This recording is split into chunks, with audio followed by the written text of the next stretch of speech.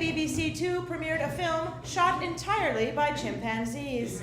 The film is already considered a favorite to win the Oscar for Best Simiantography.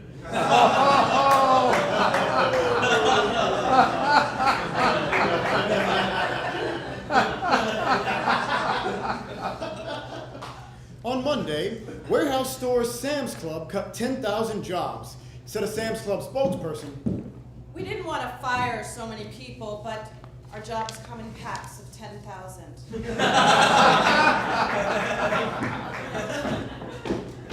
Howard Zinn, the leftist author of the best-selling People's History of the United States, died Wednesday at the age of 87. Or at least that's what the textbooks would have you believe. A recent study has found that many fish in the Great Lakes have been stricken with the VHS virus. The study also shows that for at least 30 years, no fish has been inflicted with the Betamax virus. Apple's announcement of its new iPad has drawn criticism from those who feel the product doesn't differ much from other devices already offered by Apple. Said a critic from Boston, iPad? The frick you talking about, Steve Jobs? I had an iPad for years. It's frickin' wicked pisser. I listen to it in my frickin' car, I listen to it in the yard, I listen to it in the park. I put my earbuds in, and I listen to the Cars, I listen to Aerosmith, I listen to the Dropkick Murphys. I got an iPod! Hey, you frickin' kids, get out of my garden! What are you doing? People for the ethical treatment of animals have suggested that for Groundhog Day, a robotic groundhog replace Punxsutawney Phil. The suggestion was immediately denounced by the People for the Enhancement and Ethical Treatment of Robots.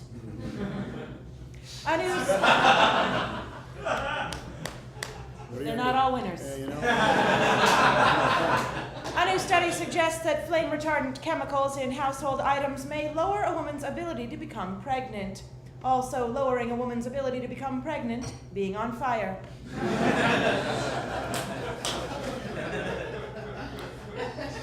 New research shows that the invention of running shoes has changed the way that people run. It has also changed the way that children in Asia make a living.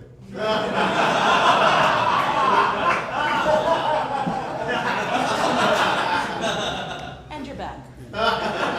Venezuela's government has ordered cable providers to cease airing RCTV, a channel critical of Venezuelan President Hugo Chavez. Here to comment is the host of RCTV's late-night variety program, The Jose Montoya Show, comedian Jose Montoya. Hey!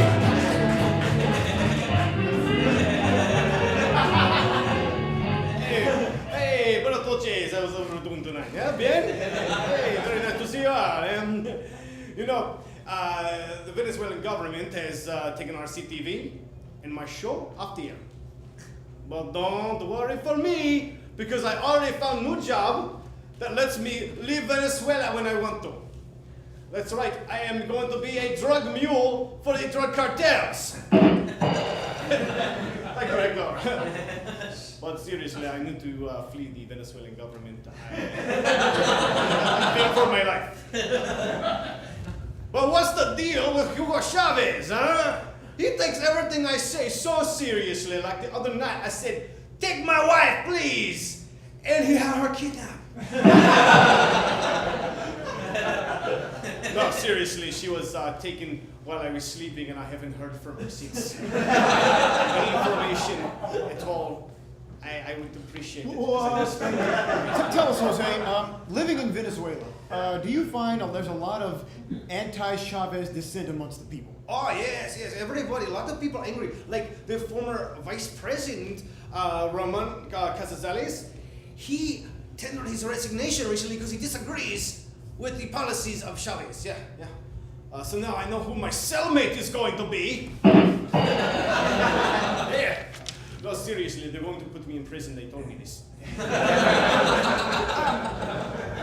Jose, are there any other news stories that you've been following? Oh, yeah. Funny you should ask. The other night, I was watching Barack Obama's State of the Union speech. I tuned into CBS, but instead, they were showing 2.5 Men and Gary are married. And I thought what the Venezuelan government was planning to do to me was torture.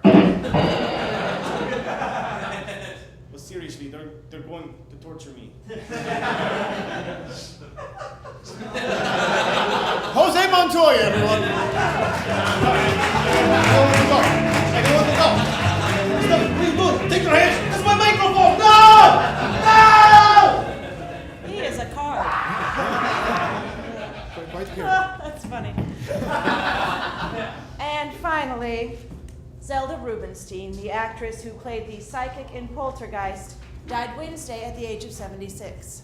Her family is hopeful that they will see her again after building a suburban development over her grave. For Top Story Weekly, I'm Matthew Harris. And I'm Melissa Oakey. Good night.